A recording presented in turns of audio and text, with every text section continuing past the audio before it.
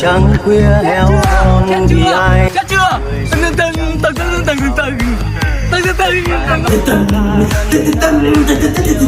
cành liễu xanh Tốt quá Minh ơi.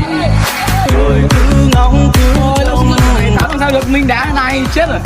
ai heo mòn giọt nước mắt cứ lăn dài lòng đầy thêm nỗi nhớ Rồi, tôi nhắc lại này, sớm xưa tôi chấp tất cả các cầu thủ trên Việt Nam và trên thế giới tập trung lại đá với tôi một trận. Chết rồi. Tôi chấp tất cả các thầy Pháp Việt Nam cộng với Trung Quốc tập trung nhau lại một trận đánh tôi cho anh Thuận. anh đèn dầu